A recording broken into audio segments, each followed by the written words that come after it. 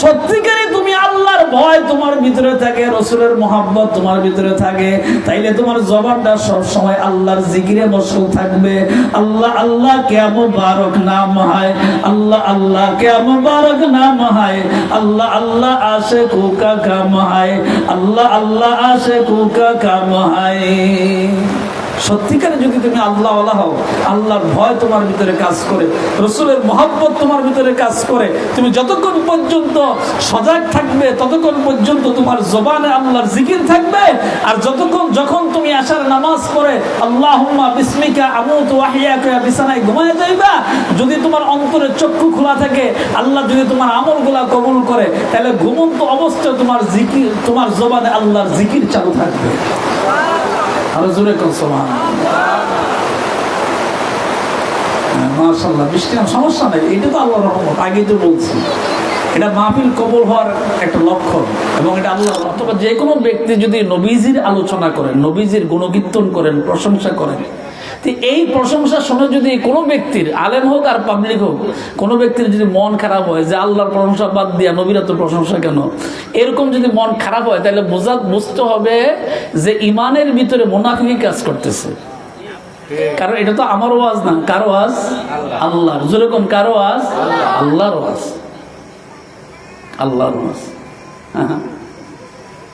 রাস্তা দিয়ে নবীজি হাইটা যাইতেছেন, এমন সময় রাস্তা দিয়া নবীজি সাহাবী কেরাম আজমাইন রাদিয়াল্লাহু তাআলা উনি হাইটা যেতেছেন। এমন সময় রাস্তার পাশে একটা নবীজি উট দেখলেন। তো উট দেখার পরে নবীজি উটের মালিককে খবর দিলেন।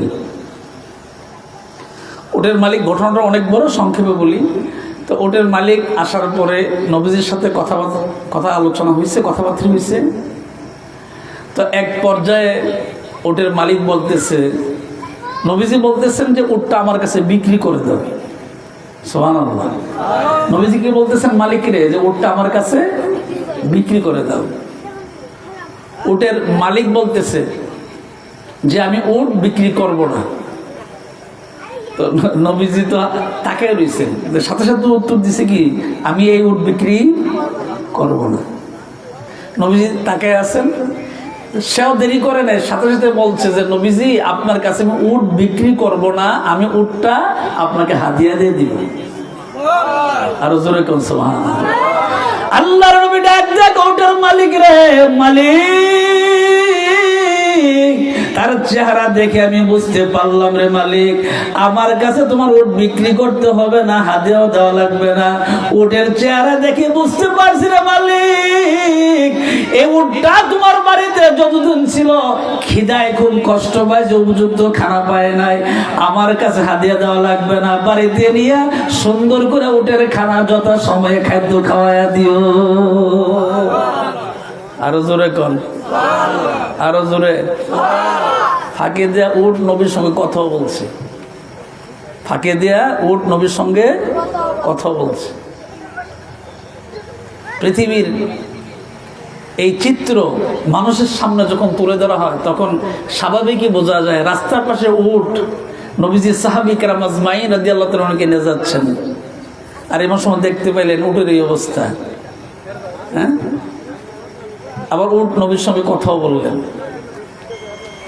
মুহাম্মদুর রাসূলুল্লাহ সাল্লাল্লাহু আলাইহি ওয়াসাল্লাম এর সম্মান ইজ্জত পৃথিবীর কেউ দেয় নাই, স্বয়ং যিনি বানাইছেন উনি দাবি করছেন। আরো সহজ কথা হলো, খুব খেয়াল করেন, আরো সহজ কথা হলো এই যে আপনি নবীজির প্রশংসা গুণকীর্তন করতে করতে গোটা জীবন যদি আপনার শেষ হয়ে যায়, আপনি নবীজির গুণকীর্তন শেষ করতে পারবেন না। আপনার জীবন শেষ হবে কিন্তু নবীর প্রশংসা করা শেষ হবে না। কারণ কি? এর কারণ হলো আল্লাহ পাক বলছেন। কারণটা কি? কারণটা হলো যে আল্লাহ তাআলা একমাত্র রব, উনি খালেক। খালেক শব্দের অর্থ কি? সৃষ্টিকর্তা। খালেক শব্দের অর্থ কি? এই জন্য পৃথিবীর কোনো মানুষের নাম যদি খালেক হয়, তাহলে শুধু খালেক ডাকা যাবে না, তাকে ডাকতে হবে আব্দুল খালেক, সৃষ্টিকর্তার বান্দা। আব্দুল শব্দ ব্যবহার করতে হবে। আব্দুর রহমান, আপনি শুধু রহমান ডাকতে পারবেন না, গুনাহ হবে। রহমান একমাত্র আল্লাহ, আপনি বলতে হবে আব্দুর রহমান, রহমানের বান্দা। রাহিম, শুধু রাহিম নাম কাউকে ডাকা যাবে না, আপনি বলতে হবে আব্দুর রাহিম। হ্যাঁ, আব্দুর রাহিম, রাহিমের বান্দা। সুবহানাল্লাহ কইবেন না? আরো জোরে। আল্লাহ ডাক দিয়ে বলে, জিবরাইল পয়গম্বরকে তুমি জানায়া দাও, तमाम পৃথিবীর মানুষগুলাকে আমি আল্লাহ বানাইলাম, আরশ বানাইলাম, লৌহ কলম সব কিছু বানাইলাম, সব কিছু আমি আল্লাহ পাক বানাইলাম, সব কিছু রব আমি আল্লাহ। আমি আল্লাহ তাদেরকে জানায়া দিলাম, জিবরাইল নবীকে তুমি জানায়া দাও উম্মতদেরকে ওয়াজ করার জন্য আমি আল্লাহ যা বানাইলাম, মানুষ দেখুক আর না দেখুক, तमाम সৃষ্টি জগতের ভিতরে আমি আল্লাহ সবার উপরে যার সম্মান দিয়েছি উনি পৃথিবীর অন্য কেউ নয়, উনি হলেন আমার শ্রেষ্ঠ পয়গম্বর মুহাম্মদ রাসূলুল্লাহ সাল্লাল্লাহু আলাইহি ওয়াসাল্লাম। জোরে কোন আল্লাহু আকবার, জবান খুলে কোন সুবহানাল্লাহ, আর জোরে কোন আলহামদুলিল্লাহ। লা ইলাহা ইল্লাল্লাহ, লা ইলাহা ইল্লাল্লাহ, লা ইলাহা ইল্লাল্লাহু মুহাম্মাদুর রাসূলুল্লাহ সাল্লাল্লাহু আলাইহি ওয়াসাল্লাম। বাবা আমার ভাইয়েরা রে, এই মাহফিলে পড়ছেন, হইতে পারে কারো জন্য এই জীবনের শেষ মাহফিল। সামনে আস্তে আস্তে মাহফিলের সিজন আসতেছে, ওলামায়ে কেরামরা বিভিন্ন জায়গায় আসবেন। খেয়াল রাখবেন রে বাবা, আজকের মাহফিলে আপনার জান্নাতের বাগানে ঈদে মিলাদুন নবী সাল্লাল্লাহু আলাইহি সাল্লাম মাহফিলে বসে রইলেন। হইতে পারে কারো জীবনের জন্য শেষ মাহফিল, আবার মাহফিল না হইতে পারে, আপনার জীবনে আপনি আবার মাহফিল না হইতে পারে পাইতে পারেন। আজকের মাহফিলটা যদি আপনার জীবনের জন্য শেষ মাহফিল হয়ে যায়, কবরের ভিতরে যখন আপনি চলে যাবেন, খেয়াল করেন, খুব খেয়াল করেন। গত মঙ্গলবার সকালবেলা আমি ব্রাহ্মণবাড়ি, আমার শ্বশুর বাড়ি, আপন শ্বশুর এবং শাশুড়ি আমার দুনিয়ায় নাই, কবর জিয়ারত করার জন্য ফজর নামাজ পড়ে গেলাম। খুব খেয়াল করেন, ফজর নামাজ পড়ার পরে কবর জিয়ারত করার জন্য গেলাম। আমার সন্তান ও বড় সন্তানটা ওইখানে ওই কবরস্থানে শুয়ে আছে, তাদের কবর জিয়ারত করার জন্য গেলাম। কবর জিয়ারত করতে যাওয়ার সময় কবরস্থানে যাইতে পারে না, সামান্য একটু রাস্তা বাকি আছে। আমার যে ড্রাইভার ছিল, আমাকে যে গাড়ি নিয়ে আমি বিভিন্ন মাহফিলে যাইতো, আমার যে ড্রাইভার ছিল, গত মঙ্গলবার সকালবেলায় ব্রাহ্মণবাড়ি আমি শ্বশুর শাশুড়ির কবর জিয়ারত করি। সমস্যা নেই, আকাশ খারাপ তো, অসুবিধা নেই, চলবে চলবে, সমস্যা নেই। আল্লাহ আল্লাহ আল্লাহ, লাইন দেওয়া হয়েছে, আল্লাহ, না না সমস্যা নেই, সমস্যা নেই, সমস্যা নেই। আল্লাহ আল্লাহ আল্লাহ আল্লাহ আল্লাহ, দুরূদ শরীফ পড়ুন। আল্লাহুম্মা সাল্লি আলা বাবা আমার ভাইরা, যে কথাটা বলতেছিলাম, কবরস্থানে যাইতে পারি নাই। আমার ড্রাইভারের আম্মা ফোন করে বলছে যে আমার ছেলের অবস্থা খুব খারাপ। ও কি হয়েছে? অল্প বয়সে, একেবারে অল্প বয়স। আমার ড্রাইভারের বয়স একেবারে অল্প বয়স ছিল, শুধুমাত্র বিবাহ করছে। বিবাহ করার পর আল্লাহ পাক তাকে 2টা সন্তান দান করছেন, অল্প বয়সের মানুষ। হঠাৎ করে ফোন গেল, তার বুকের ভিতরে ব্যথা। কিছুক্ষণ পর আবার ফোন গেল যে অবস্থা খারাপ, কুমিল্লা নিয়ে গেছে অ্যাম্বুলেন্স নিয়ে। আবার সামান্য 20 থেকে 25 মিনিট পরে ফোন গেল, হুজুর আপনার ড্রাইভার দুনিয়াতে নাই, দুনিয়া থেকে বিদায় হয়ে গেছে। ইন্না লিল্লাহি ওয়া ইন্না ইলাইহি রাজিউন। আপনি কল্পনা করতে পারছেন? 2 ঘন্টা হয় নাই, 2 ঘন্টার ভিতরেই তার ব্যথা উঠছে। এই ব্যথার ভিতরে সে দুনিয়া থেকে বিদায় হয়ে গেছে, অল্প দিনে, অল্প বয়সে। শুধুমাত্র তার 2টা মেয়ে জন্ম হয়েছে, আর আরেকটা সন্তান জন্ম, বয়স একবারে কম। দেশের বিভিন্ন জায়গায় আমাকে নিয়ে, গাড়ি নিয়ে আমাকে নিয়ে যাইতো মাহফিলে। আজকে আমার ড্রাইভার কবরস্থানে শুয়ে রয়েছে, আর আমি ওয়াজ করতেছি। কার লাগিয়া কান্দ তুমি, আরে কার লাগিয়া হাসো, আরে যে তোমারে করল সৃজন তারই ভালোবাসো। কার লাগিয়া কান্দ তুমি, কার লাগিয়া হাসো।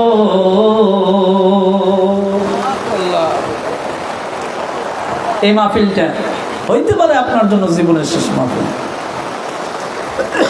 আমি স্টেজে আসার পরে এখানে একজন বসা ছিল, আমার কাছে দোয়া চাইছে, হুজুর হ্যাঁ দোয়া চেয়েছে, স্বাস্থ্য ভাইয়ের জন্য দোয়া চেয়ে, হুজুর আপনারা এরা খুব ভালোবাসতো, এরা মারা গেছে দুইজন। তো ওই যে বিদ্যুৎ পৃষ্ঠ হয়ে নাকি মারা গেছে। হ্যাঁ জি, আপনার ছোট ভাই না? তা আমার বলতে হুজুর আপনারা অনেক ভালোবাসতো, অনেক আপনাকে শ্রদ্ধা সম্মান করতো। আপনি যেহেতু আজকে মাহফিলে আসছেন, এদের জন্য দোয়া করেন। আর এই লোকগুলো তো চলে গেল, আর কি আসবে বলেন? আর আসবে না। আজকে 7 দিন হলো আমার ড্রাইভার ব্রাহ্মণগ্রাম রাস্তার পাশে কবরস্থানে শুয়ে রয়েছে। কি যুবক ছিল, কি শক্তি তার, মানে খুব বডি ভালো ছিল, শক্তিও ছিল অনেক। সেই গাড়ির মালিক, সেই ড্রাইভ করতো, দেশের বিভিন্ন জায়গায় আমাকে নিয়ে যাইতো। আজকে সে 7 দিন পর্যন্ত রাস্তার পাশে ঘুমাই রয়েছে, আমি তো ঠিকই ওয়াজ করতেছি। আহা, 2-2.5 ঘন্টার ব্যবধানে বুকে ব্যথা উঠছে। 2-2.5 ঘন্টার ব্যবধানে আমি ব্রাহ্মণবাড়িয়া আমার শ্বশুর বাড়িতে থাকা অবস্থায় সে মারা গেছে। তারপরে দৌড়ে তাড়াতাড়ি করে গাড়িতে আসলাম, আইসা আসর নামাজের পরে জানাজা দিলাম। আহারে নিজ হাতে নিজের দেখা কবর জানাজার নামাজ পড়লাম, কবরে শোয়াইলাম। আহারে জীবন, কবরে পানি উঠে গেছে, পরে কলা গাছ কেটে দিছে। আহা জীবন, কি আরামের এসি গাড়িতে সে চলতো, নিজস্ব গাড়ি, খুব দামি একটা গাড়ি। হ্যাঁ, কি আরামের বিছানায় ঘুমাইতো, বিল্ডিং করে ঘুমাইতো। আজকে সে 7 দিন, হ্যাঁ, কবরে পানি উঠে গেছে, কলার ফুল দিছে, ওইখানে সে ঘুমায়। আহা আহা, মত কাসিন করলো নাসিন সারেব, মত কাসিন করলো নাসিন সারেব, কবর বাইতিন করলো নাসিন দাখিলো, কবর বাইতিন করলো নাসিন দাখিলো। আরে জীবন, এই এলাকাতে যারা আমার ওয়াজ শুনছে দীর্ঘদিন, আমরা হয়তো অনেকে আছি, কিন্তু অনেকে দুনিয়াতে নেই। আমার আব্বার কত মুরিদ, কত ভক্ত চলে গেছে দুনিয়া থেকে। আমার কাছেও মুরিদ হয়েছে যারা, এর ভিতরে অনেকে চলে গেছে। আহারি দুনিয়ার জীবন।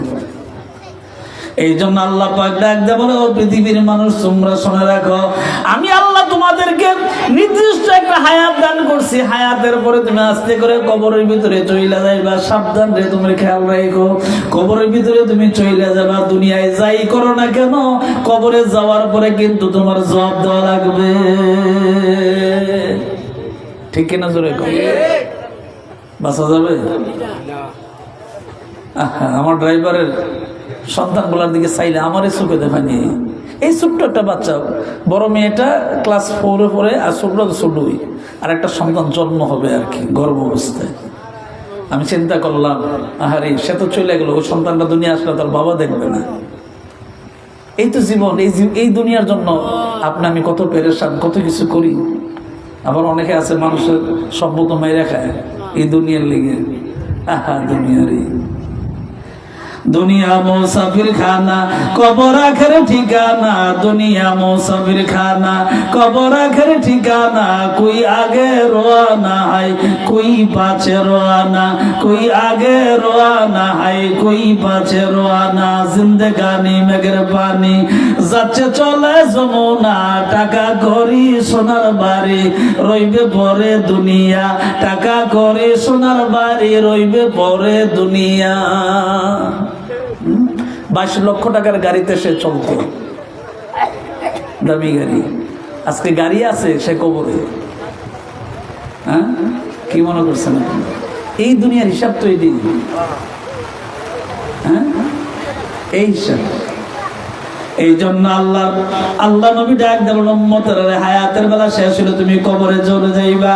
ও আমার উম্মতের রে, যদি সত্যিকারে তুমি আল্লাহর ভয় তোমার ভিতরে থাকে, রাসূলের মহব্বত তোমার ভিতরে থাকে, তাইলে তোমার জবানটা সব সময় আল্লাহর জিকিরে মশগুল থাকবে। আল্লাহ আল্লাহ কে মুবারক নাম হয়, আল্লাহ আল্লাহ কে মুবারক নাম হয়। আল্লাহ আল্লাহ আশিকু কা কাম হয়, আল্লাহ আল্লাহ আশিকু কা কাম হয়। সত্যিকারে যদি তুমি আল্লাহওয়ালা হও, আল্লাহর ভয় তোমার ভিতরে কাজ করে, রসুলের মহব্বত তোমার ভিতরে কাজ করে, তুমি যতক্ষণ পর্যন্ত সজাগ থাকবে ততক্ষণ পর্যন্ত তোমার জবানে আল্লাহর জিকির থাকবে। আর যখন তুমি আশার নামাজ পড়ে আল্লাহুম্মা বিসমিকা আমুতু ওয়া আহইয়াকা বিছানায় ঘুমায় যাইবা, যদি তোমার অন্তরের চক্ষু খোলা থাকে, আল্লাহ যদি তোমার আমলগুলা কবুল করে, তাহলে ঘুমন্ত অবস্থায় তোমার জিকির, তোমার জবানে আল্লাহর জিকির চালু থাকবে। আরো জোরে কোন সুবহানাল্লাহ। মাশাআল্লাহ, বৃষ্টির সমস্যা নেই, এটা তো আল্লাহর রহমত। আগেই তো বলছি, এটা মাহফিল কবুল হওয়ার একটা লক্ষণ এবং এটা আল্লাহর রহমত। এটা দরুদ শরীফ পড়েন, আল্লাহুম্মা সাল্লি আলা মাওলানা মুহাম্মদ সাইয়্যিদিনা লা ইলাহা ইল্লাল্লাহ লা ইলাহা ইল্লাল্লাহ। ভিতরে বসেন, কষ্ট করে বসেন ভিতরে। ইল্লাল্লাহ জায়গা আছে, ভিতরে আসেন। লা ইলাহা সা অর্ধেকটা করে দিন, এত দিন না। ইল্লাল্লাহ লা ইলাহা, আসমানের মালিক যেই আল্লাহ, জমিনের মালিক সেই আল্লাহ, হায়াতের মালিক যেই আল্লাহ, মৌতের মালিক সেই আল্লাহ। পড়েন লা ইলাহা ইল্লাল্লাহ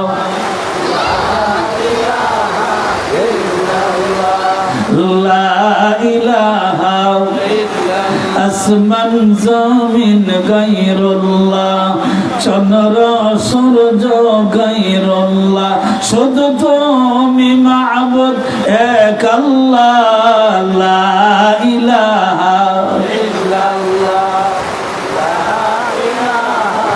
ইল্লাল্লাহ লা ইলাহা